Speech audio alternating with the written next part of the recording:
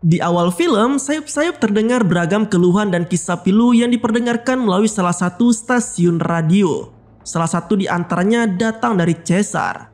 Pria parubaya itu bahkan kini terlihat tengah bersiap untuk mengakhiri hidupnya dengan terjun dari atap gedung. Gembira dan bahagia agaknya telah menjadi masalah pribadi yang tak pernah ditemui Caesar selama hidupnya. Hal itu juga yang diakuinya tak pernah ia rasakan meski banyak hal baik sesekali datang dalam kehidupannya. Karena alasan tersebut, Caesar yang telah buntu akhirnya memutuskan untuk mengakhiri semua permasalahan dengan cara bundir. Dikisahkan jauh sebelum Caesar nekat melakukan bundir, ia terlihat baru saja bangun dari tidurnya tepat pukul 5 pagi. Dengan meninggalkan seorang wanita yang masih tertidur. Caesar lalu meraih ranselnya dari bawah kasur dan perlahan mulai beranjak pergi dari apartemen tersebut. Namun kepergiannya bukanlah untuk bekerja seperti orang-orang pada umumnya, melainkan ia justru menuju ke salah satu ruangan di basement apartemen yang nampak kumuh dan lebih mirip seperti gudang. Usut punya usut, ruangan yang berada di lantai bawah bangunan itu ternyata adalah ruangan khusus yang menjadi tempat tinggal sekaligus juga ruang kerja Caesar. Di tempat itulah ia memulai harinya dengan mandi, merapikan penampilan sebelum akhirnya ia memulai pekerjaannya di hari itu. Namun yang dituju oleh Caesar bukanlah area perkantoran atau gedung perusahaan di luar sana cuy. Akan tetapi apartemen itulah yang menjadi tempat kerja baginya. Caesar merupakan seorang resepsionis yang dipekerjakan oleh pemilik apartemen untuk berjaga di sana, termasuk memenuhi semua kebutuhan para penghuni di apartemen tersebut. Seperti biasanya, Caesar mulai merapikan area lobi dan meja resepsionis tempatnya bekerja, termasuk menyapa dengan ramah setiap orang yang ditemuinya di sana. Namun ada yang janggal dengan salah satu anak penghuni apartemen tersebut. Gadis cilik bernama Ursula itu justru meminta uang pada Caesar tepat ketika ia hendak berangkat ke sekolah.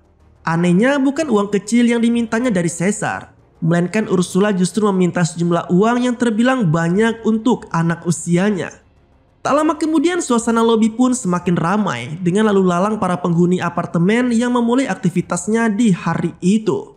Tak terkecuali dengan Clara, sosok wanita yang sempat diperlihatkan tidur bersama Caesar di awal film tadi cuy. Dengan sangat ramah, Caesar menyapa Clara sembari memberikannya koran seperti yang rutin ia lakukan pada penghuni lainnya. Anehnya mereka yang sempat tidur bersama justru kini seakan nampak biasa-biasa saja tanpa memperlihatkan gelagat mesra layaknya pasangan pada umumnya. Bahkan Clara yang hanya menganggap Caesar sebagai pelayan dan resepsionis di apartemen itu sempat meminta pada pria tersebut untuk mengecek wastafel di apartemennya. Mendengar permintaan tersebut, Caesar yang dikenal rajin dalam bekerja jelas langsung menerimanya. Dalam pekerjaannya, Caesar tidak hanya menerima dan menjamu para penghuni apartemen saja cuy. Tetapi ia juga kerap memilah berbagai surat yang datang sesuai dengan tujuan menerima dari surat tersebut. Menariknya, di sela-sela aktivitasnya yang padat, Caesar juga rutin mengunjungi ibunya yang tengah terbaring di rumah sakit.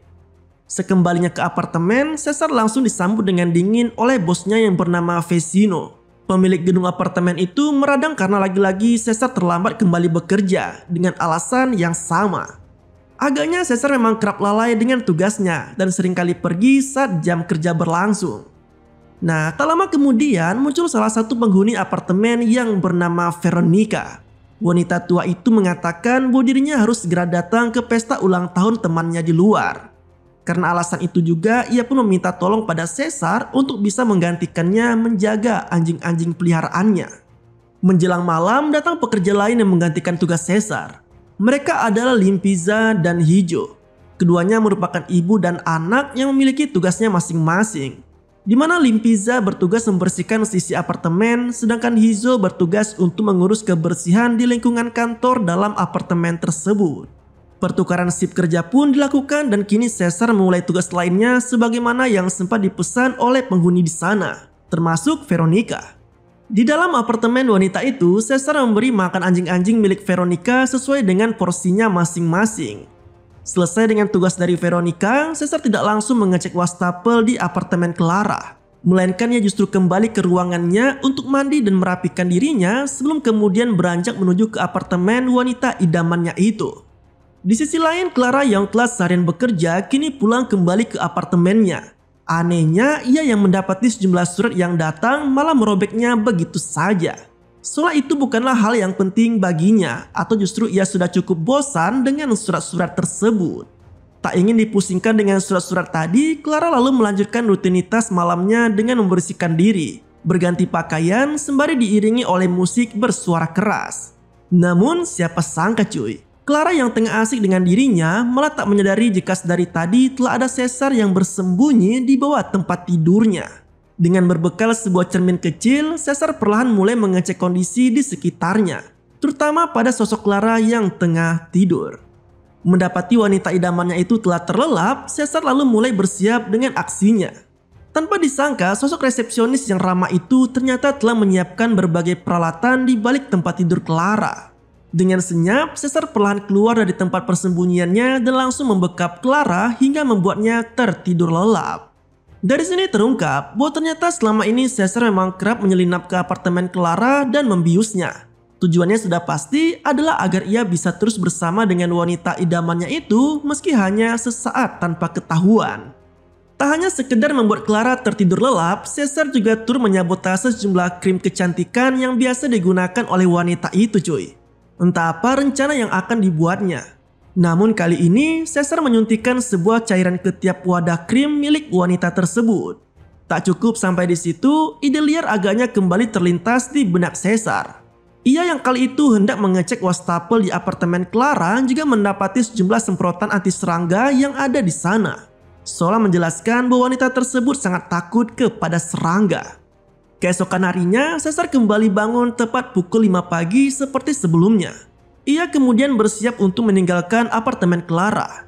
Namun kali ini ia lebih dulu memakai sikat gigi wanita itu dan mengambil jam tangan yang berada di meja. Hal tak terduga pun terjadi.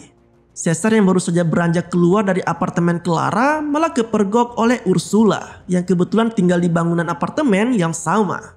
Mirisnya aksi menyinap Caesar di malam itu ternyata bukanlah kali pertamanya cuy. Ursula bahkan sempat mempergoki aksi sama yang dilakukan oleh Caesar. Tak mengherankan bila sebelumnya gadis cilik itu pun sempat memeras Caesar dengan sejumlah uang.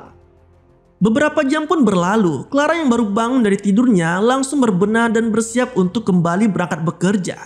Ia juga sempat membaca tumpukan pesan masuk di ponselnya. Namun tampaknya semua pesan itu justru telah membuat Clara tak nyaman. Bagaimana tidak, pesan dengan gaya sok akrab dan bahasa yang tak pantas itu dikirim ke ponselnya dengan jumlah yang sangat banyak. Sontak Clara pun sangat risih dan langsung menghapus semua pesan yang ada di ponselnya. Menariknya, Clara yang mulai memasuki lobi langsung disambut dengan sangat hangat oleh si Caesar. Keduanya juga terlihat saling tegur sapa seperti biasanya. Agaknya obat bius yang digunakan Caesar memiliki dosis yang sangat besar hingga membuat wanita itu benar-benar tak menyadari apa saja yang telah terjadi semalaman. Dalam obrolan singkat itu, Clara sempat mengeluhkan soal jam tangan pemberian ibunya yang hilang. Namun tak ada respon berlebih yang ditunjukkan oleh Caesar. Ia masih bersikap normal seperti tak mengetahui sama sekali tentang jam tangan tersebut. Lebih lanjut, Caesar juga melaporkan kondisi wastafel milik Clara yang tersumbat. Hal itulah yang dijadikan Caesar sebagai alasan untuk minta izin pada Clara agar ia bisa masuk ke apartemen dan memperbaiki saluran air di sana. Nah, di ruangannya, Caesar yang tengah mencatat file kerjanya tiba-tiba dihampiri oleh Ursula. Bagai api padam puntung berasap, Caesar yang masih dibuat pusing dengan ancaman bocah kecil tadi kini harus menghadapi masalah baru yang datang dari Vicino. Bosnya itu lagi-lagi dibuat geram oleh keteledoran pegawainya tersebut. Karena ternyata beberapa tanaman kesayangannya harus meninggoy hanya karena Caesar yang lalai untuk menyiramnya. Meski mendapat berbagai masalah di tempat kerjanya, namun Caesar sama sekali tak mengeluh di hadapan ibunya. Ia justru kembali menceritakan tentang Clara yang begitu ia cintai. Sekembalinya di apartemen, Caesar lalu mendatangi apartemen Clara sesuai janjinya untuk memperbaiki wastafel milik Clara. Dari sinilah terungkap bahwa biang kerok dari tersumbatnya wastafel di apartemen Clara adalah Caesar itu sendiri cuy. Ia ternyata sebelumnya sempat menyumpal saluran pembuangan air menggunakan kain lap. Tak hanya itu, Caesar juga turut mengembalikan jam tangan milik wanita tersebut dengan lebih dulu menyiramnya menggunakan cairan pembersih pipa. Tujuannya adalah agar Clara mengira jika benda yang menyumbat wastafel adalah jam tangannya sendiri. Dan Caesar telah menemukannya saat memperbaiki saluran pembuangan air. Selesai dengan semua siasatnya, Caesar lalu bersiap untuk kembali menyelinap masuk ke kolong tempat tidur Clara. Di malam itu, Clara yang baru selesai membersihkan dirinya malah tak sengaja menjatuhkan tumpukan kertas yang ia bawa. Namun kali ini Caesar masih beruntung cuy, karena wanita idamannya itu tak melihat keberadaannya di bawah tempat tidur. Tak lama kemudian, Clara pun mulai terlelap dan giliran Caesar yang akan memulai aksinya. Tidak seperti malam-malam sebelumnya, Caesar yang telah membius Clara malah kini menuju ke ruang dapur. Bukan lagi untuk mengecek kondisi di sana, akan tetapi resepsionis itu mengoleskan bibit kecoa dan meletakkan apel busuk di lemari dapur apartemen tersebut. Keesokan harinya, Clara yang bersiap untuk mandi tiba-tiba mendapati sejumlah noda hitam di wajahnya. Agaknya cairan khusus yang sempat disuntikan Caesar ke dalam krim milik Clara telah bereaksi dengan sangat cepat. Kondisi itu juga yang sempat disindir oleh Caesar saat bertemu Clara di ruang lobi. Namun nampaknya wanita itu masih belum terlalu peduli dan menganggap jika kulit di wajahnya hanya mengalami iritasi biasa. Di sisi lain terungkaplah siapa sosok pengirim surat yang selalu diterima Clara setiap harinya. Tak lain dan tak bukan adalah Caesar itu sendiri cuy. Dalam surat itu Caesar berlagak menjadi pribadi lain dan mengetahui banyak hal tentang Clara. Adapun tujuannya adalah agar wanita itu menjadi risih dan menganggap bahwa sosok pengirim surat hanyalah seorang pengganggu. Sehingga bukan tidak mungkin bila nantinya kehadiran Caesar bisa dianggap sebagai pribadi yang penuh perhatian. Hari demi hari pun berlalu, Caesar masih terus melakukan aksinya dengan membius dan membuat enak Clara setiap malamnya cuy. Bahkan wajah Clara yang terkena iritasi pun makin parah dengan kondisi mentalnya yang ikut stres. Kondisi itulah yang memaksanya berkonsultasi dengan dokter kecantikan untuk memulihkan kesehatan kulitnya. Tak terasa seminggu pun berlalu. Clara yang terbangun dari tidurnya mulai merasa sedikit lega dengan kondisi wajah yang kembali mulus tanpa noda. Namun perasaan itu tak berlangsung lama, karena kali ini ia dibuat merinding ketakutan dengan banyak kecoa di apartemennya. Dalam kondisi ketakutan, Clara lalu meminta bantuan pada Caesar untuk mengatasi masalah kecoa di apartemennya. Nampaknya momen seperti inilah yang selalu dinantikan resepsionis itu. Menjadi pahlawan di saat Clara mengalami kesulitan. Terdengar agak berlebihan, namun yang pasti dengan cara tersebut Caesar berharap agar wanita idamannya itu bisa tertarik kepadanya. Sialnya, kondisi apartemen yang tak memungkinkan untuk ditempati justru membuat Clara terpikir untuk tinggal sementara di rumah ibunya. Sontak keputusan tersebut membuat Caesar gigit jari. Karena bagaimanapun juga ia tak akan bisa bermantap-mantap dengan wanita tersebut. Setidaknya selama Clara tak berada di apartemennya. Lebih lanjut, Clara juga mengungkapkan bahwa dirinya telah melaporkan surat, pesan singkat, serta email yang diterimanya itu kepada kepolisian. Meski belum jelas siapa pengirimnya, namun setidaknya saat ini polisi mulai bisa melacak keberadaan dari sosok misterius itu melalui sinyal ponsel. Bahkan Clara juga mengatakan jika sosok yang selalu mengganggunya itu selalu mengirim pesan singkat dan email dari gedung apartemen tersebut. Tak ingin dipusingkan oleh laporan Clara pada pihak kepolisian, Caesar lalu mulai membersihkan apartemen wanita itu sesuai janjinya. Sialnya, ia ternyata tak hanya sekedar membereskan masalah kecoak di apartemen saja. Tetapi Caesar juga memiliki rencana busuk lain untuk menyelamatkan dirinya sendiri. Dengan licik, Caesar mengirimkan spam email pada Clara melalui salah satu komputer di ruang kerja kantor apartemen tersebut, serta menaruh ponsel dan semua surat bikinannya di loker milik Hijau. Alhasil, polisi yang datang sesuai laporan pun akhirnya memutuskan Hijau sebagai dalang di balik aksi yang meneror Clara selama ini. Merasa terbebas dari kejaran polisi, Caesar lalu menghubungi Clara untuk mengabarkan tentang kondisi apartemennya yang sudah ia bersihkan. Mendapati laporan tersebut, Clara meresponnya dengan senang dan siap untuk kembali ke apartemennya. Mendengar rencana itu, Caesar pun mulai sedikit lega. Namun kali ini bukan sambutan hangat yang akan ia berikan, melainkan resepsionis itu justru merencanakan hal lain yang lebih gila lagi. Tak seperti sebelumnya, kali ini Caesar mempersiapkan dirinya dengan berbagai alat perkakas, termasuk sebuah pisau. Perasaan kesal juga sempat menghinggapi Caesar. Bagaimana tidak, wanita yang telah dinantinya sangat lama itu malah sekarang datang dengan membawa pacarnya. Yang lebih menjengkelkan, pasangan yang baru datang itu malah langsung bercocok tanam tanpa mengetahui sama sekali keberadaan orang lain di apartemen tersebut. Konyolnya, getaran yang ditimbulkan pada kasur telah membuat cairan bius yang disimpan di balik tempat tidur itu malah tertumpah. Caesar yang ketumpahan tepat di wajahnya kini mulai merasakan efek dari obat bius tersebut. Dengan perasaan panik, Caesar mengendap keluar dari bawah tempat tidur dan bermaksud untuk pergi dari apartemen itu. Namun sialnya, kunci cadangan yang ia bawa malah tertinggal di ransel yang masih berada di bawah tempat tidur milik Clara. Tak sanggup menahan rasa kantuk luar biasa dari tumpahan obat bius tadi, Caesar pun akhirnya tumbang di malam itu. Namun siapa sangka cuy, keesokan harinya Caesar malah terbangun di bathtub kamar mandi Clara. Usut punya usut, resepsionis itu ternyata malah sempat bersembunyi di kamar mandi tepat sebelum akhirnya ia benar-benar tumbang oleh obat bius. Di saat yang sama, pacar Clara yang bernama Marcos malah tak sengaja menemukan tas di balik tempat tidur pacarnya itu. Yang mengejutkannya lagi, tas tersebut juga ternyata memuat beberapa benda tajam termasuk gergaji dan sebuah pisau. Sontak hal itu langsung mengundang tanda tanya besar dalam diri Marcos. Namun rasa penasaran tersebut dengan cepat meredup setelah Clara tiba-tiba mengeluhkan rasa pusing di kepalanya. Memanfaatkan situasi tersebut, Caesar akhirnya berhasil mengendap dan mengambil kembali kunci cadangan miliknya. Konyolnya ia yang telah berhasil meraih kunci cadangan dan bisa langsung kabur dari apartemen itu, malah sempat-sempatnya mengintip Clara dan Marcos yang hendak bermantap-mantap di kamar mandi. Aksi itu pun dipergoki oleh Marcos yang langsung mengejar Caesar.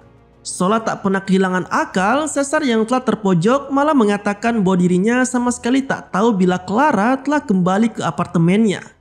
Hal itulah yang dijadikan sebagai alasan mengapa ia bisa masuk ke apartemen Clara tanpa permisi.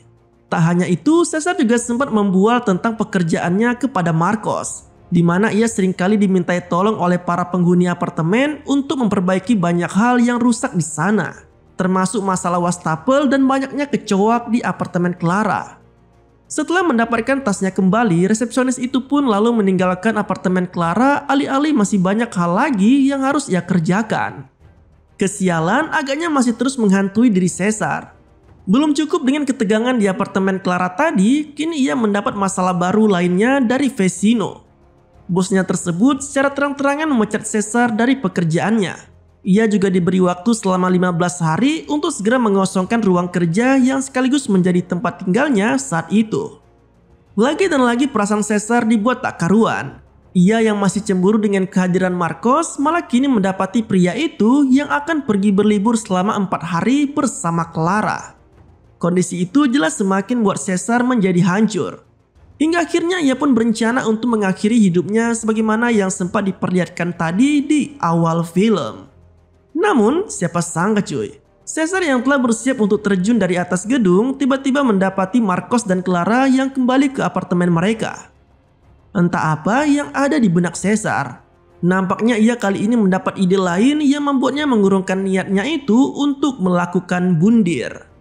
Di sisi lain, pertikaian ternyata telah mengiringi langkah kepulangan Clara ke apartemennya. Ia yang begitu setia kepada Marcos malah kini dituduh telah berselingkuh dengan pria lain. Bagaimana tidak, Marcos yang notabene terakhir kali bertemu dengan Clara 6 minggu yang lalu malah sekarang mendapati pacarnya itu yang telah hamil 4 minggu. Parahnya lagi, Marcos juga tak pernah lupa mengenakan pengaman setiap kali berhubungan dengan Clara. Tak mengherankan jika ia pun sempat menuduh pacarnya itu telah berselingkuh.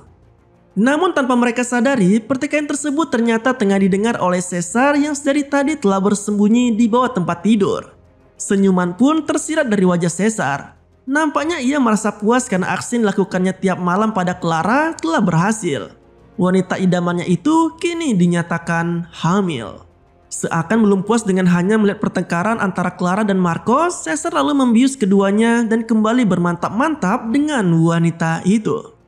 Keesokan harinya, Caesar yang tengah berberes di ruang kerjanya tiba-tiba dihampiri oleh Marcos.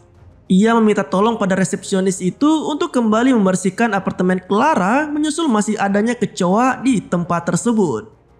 Namun siapa sangka, apa yang dilakukan Marcos ternyata hanyalah siasatnya saja untuk bertemu empat mata dengan Caesar. Hal itu ia lakukan menyusul ditemukannya beberapa barang aneh di balik kasur Clara. Atau dengan kata lain, bahwa Marcos sejatinya telah mengetahui apa saja yang telah diperbuat oleh resepsionis itu selama ini. Yang menyebalkannya lagi, Caesar yang dicecari banyak pertanyaan malah mengaku jika dirinya kerap menginap ke apartemen Clara sejak 5 minggu yang lalu. seolah menjelaskan bahwa kehamilan berusia 4 minggu pada wanita itu tak lain dan tak bukan adalah ulah Caesar. Dengan penuh amarah, Marcos berusaha menyerang Caesar dan memberinya pelajaran atas ulahnya tersebut. Namun naas bagi Marcos, Caesar yang menemukan cermin kecil miliknya lalu menggunakannya untuk melawan Marcos.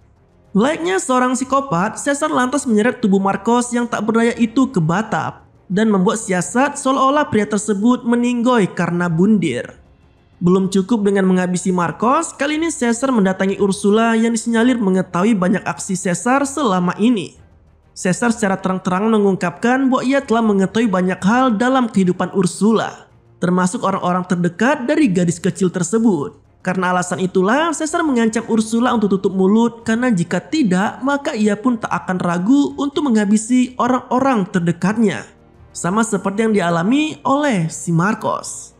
Di hari berikutnya, penyelidikan polisi terkait meninggalnya Marcos mulai menyeret Caesar sebagai saksi dalam insiden tersebut. Mereka agaknya meragukan aksi bundir sebagai alasan dari meninggalnya Marcos. Namun lagi-lagi jiwa psikopat Caesar pun muncul. Ia dengan begitu tenang menjelaskan tentang pertikaian yang sempat terjadi antara Marcos dan Clara, termasuk kehamilan wanita itu yang disebutnya sebagai akar pertikaian keduanya. Caesar yang seakan tanpa beban bahkan sampai mengucapkan rasa maaf dan belasungkawanya pada Clara atas meninggalnya Marcos. Meski pada akhirnya wanita itu pun memutuskan untuk meninggalkan apartemen dan memulai lembaran hidupnya yang baru.